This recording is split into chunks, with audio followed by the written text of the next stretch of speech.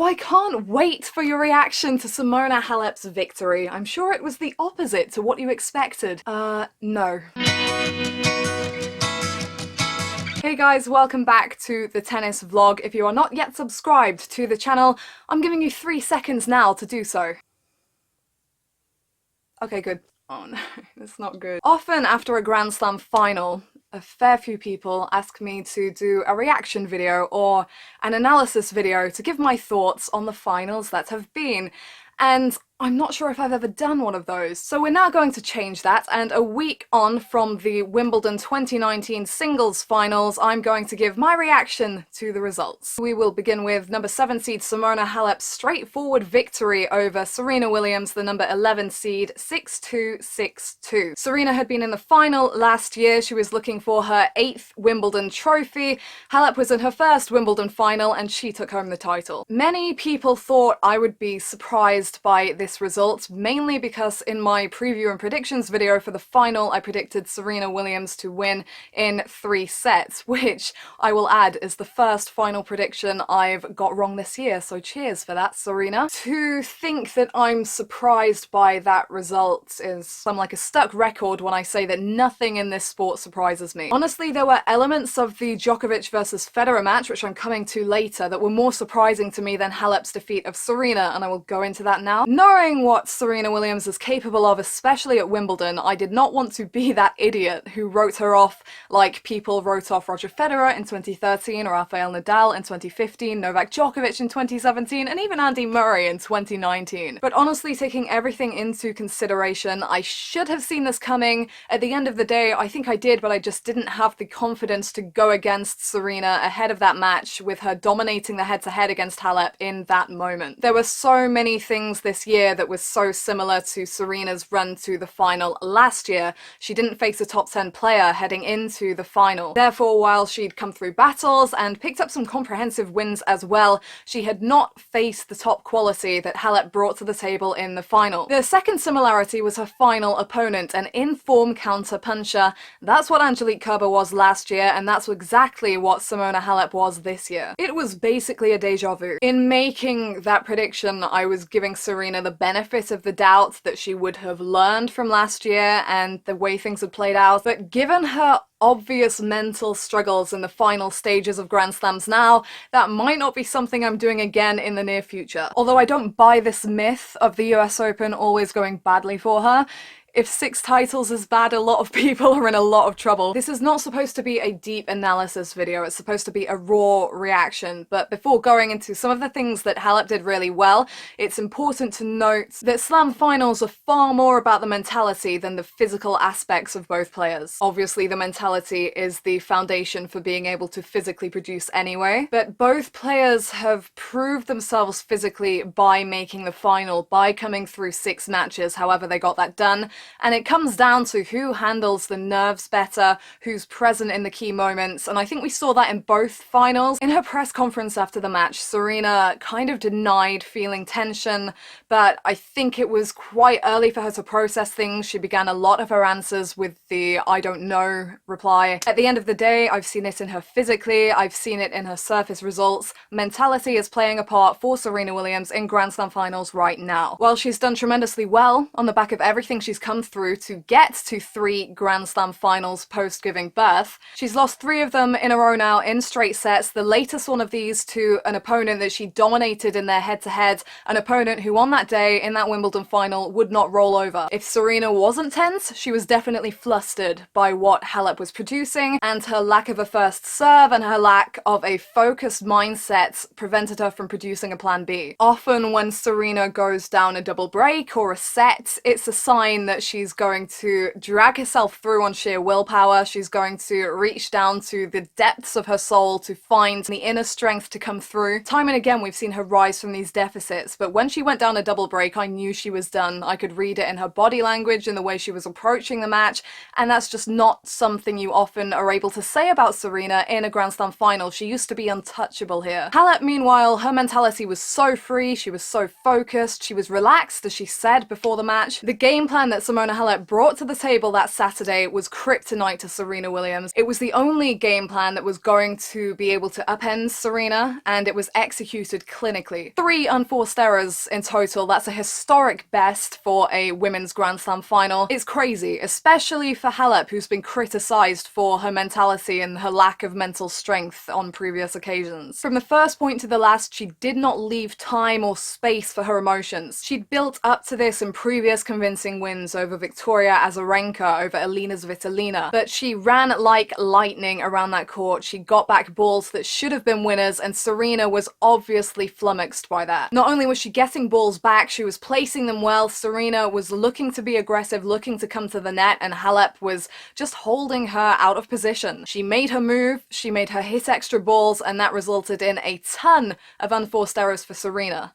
It's easy to look at those stats and say, oh, Serena had a really off day, she made an absolute ton of unforced errors, and therefore Halep didn't have to do much. Actually, those unforced errors occurred because of the positions that Halep was constantly putting Serena in. Drive volleys hooked into the net, forehands and backhands wide of the court. But just to round off on this match, there were 2 important things that I'd referenced before the match. Serena Williams' first serve and Simona Halep's second serve. Neither of them made much of an appearance, especially not in the key moments. When Serena did get a Halep second serve, she crushed it. At one point she hit back-to-back return winners off second serves, and it looked like she might be able to get herself together, but Halep was so utterly focused on the job at hand that she was not putting those second serves in the court, and a frustrated Serena was not able to find her first delivery when it mattered. Hence the results, and hence why I'm not surprised. Grand Slam finals are a mental battle for Serena Williams right now. Halep had gone through the tournament playing well, building confidence, and largely under the radar.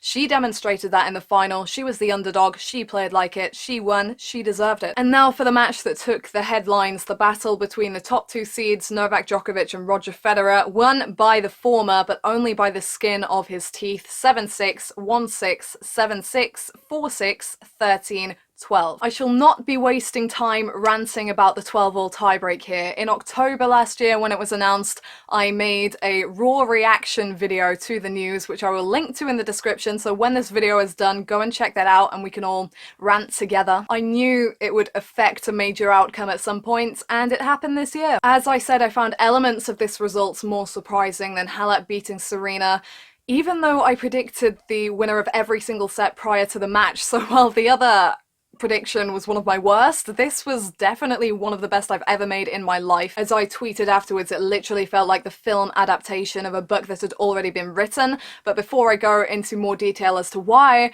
I'll tell you the bits that surprised me the most in this match. First of all, Federer serving for the title and gaining championship points. While I thought this would be a 5-set battle, did not see him getting that close to the trophy. And then Novak Djokovic's surprisingly low level of play at times during the match. That I did not expect, because in these Grand Slam finals, especially when it's against Roger Federer or Rafael Nadal, Djokovic generally does not give his opponent an inch. He is mentally primed for these occasions. But in a battle that went on for hours, he was consistently offering Federer opportunities. So it was the result I expected in the way I expected it. Djokovic winning due to mentality, which I said on my YouTube channel, which I said on every radio appearance where someone asked me. I said Djokovic will win on the basis that he has a stronger mentality. Been saying that since the beginning of the event. It's an age-old story. But while I expected it, it wasn't exactly the way I expected it. Now, there's always a danger of a marathon epic match being billed a quality match purely because of the length of the encounter and because of the drama, obviously. While I think there were moments and possibly periods of sheer quality and a high level from both guys during this match, I wouldn't say either of them played their best. I thought there were missed chances for both, mainly on the return,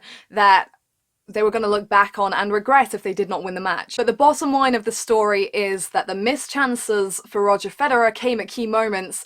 The missed chances for Novak Djokovic did not. And he's a pro at making that happen. Now, Federer's missed chances didn't always come in the form of unforced errors. He executed some brilliant winners during this clash. They largely came in the form of almost a subconscious tentativeness from Federer. I wasn't taking in-depth notes on this match as I usually would in a big clash, largely because it's on a Sunday and I don't work Sundays, but also because I was so convinced of the end result, more convinced than I ever have been in a match that was actually so close. But something I could not help but pick up on was the way Federer continuously chopped returns into the middle of the court off both first serves, but more importantly off Djokovic's second serves. It could not be more of a distinct contrast to the way he played against Rafael Nadal, where he produced clinical aggression and was slamming those returns onto the baseline. The amount of times Rafael Nadal had to bend over to scoot back a laser-fast return off his feet, pretty much, I can't count. But while I think he did raise his aggression towards the end of the match, maybe too little too late, and in the sets he won more dominantly, 6-1 and 6-4, I felt that Federer was often leaning on the chip return, on chopping that ball back into the middle of the court, even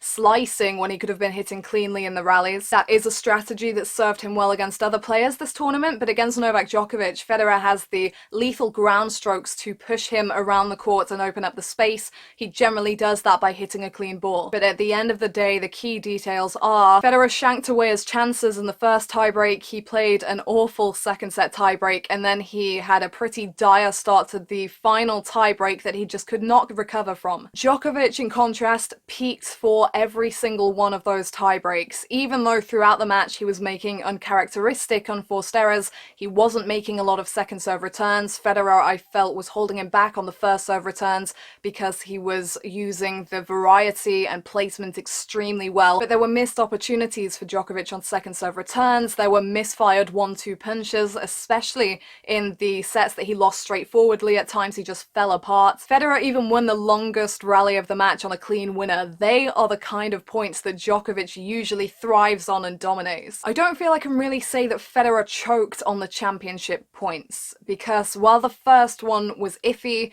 he kind of had the ball on his backhand and he tried to run around to hit the forehand, sent it wide when he already had Djokovic on the run. The second one was exactly the same serve and approach that he had played on championship point against Murray in 2012 when he beat him. Difference is Murray missed his passing shot and Djokovic absolutely nailed it with the correct height and precision. So I wouldn't necessarily say that Federer choked those points away, but he did not win another point in that service game after he gained championship points. But poor strategy and a lack of precision in key moments definitely cost him. And Djokovic knows when to hold on and let go. There was no problem with him losing that second set so straightforwardly, no problem with him dropping the fourth set. I felt utterly certain that he was getting sets 1, 3, and 5 because this guy knows when to peak and his mentality is a step above everyone else's. This is not the first time he's saved double match point to beat Roger Federer at a Grand Slam, and while Nadal and Federer arguably have more impressive serve and ground stroke games than Novak Djokovic, they cannot hold a candle to his mentality at present. Now, one final thing that's unexpected to me concerns the 12-all tiebreak, because without it, despite my earlier prediction, I strongly feel that Roger Federer could have been the winner of this clash. As I've said, I thought Djokovic would win this collision by not giving an inch, but after Federer lost those championship points, I thought he might go to pieces, and actually he held on incredibly well. He was holding his service games pretty straightforwardly, and he was the guy making moves on the return. Djokovic was struggling to hold, he was saving break points, he was scrapping through his service games. It's kind of crazy because Djokovic is like a boomerang that keeps bouncing back, and an elastic band that's just never pulled too far out of place. He's always there, and yet in this particular clash, I thought Djokovic was wearing out more than Roger Federer. He was holding on for those tiebreaks, and when they came, he seized his moment. He was waiting for that final tiebreak, he was pulling for it, he was trying to survive for it.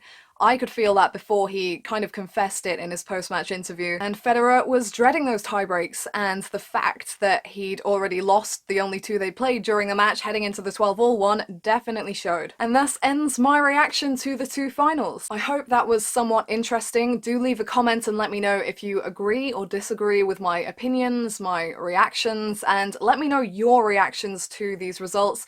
Were you surprised? Did you expect it? What elements of these clashes surprised you? I know I'm terrible with replying to YouTube comments at the moment, but I do read every single one of them, so let me know what you thought of these finals. Two very different clashes, one quick, one a marathon, but I thought both of them were really good matches in their own right. So thank you for watching. Do subscribe if you haven't subscribed already, and whenever it may be, I will see you next time.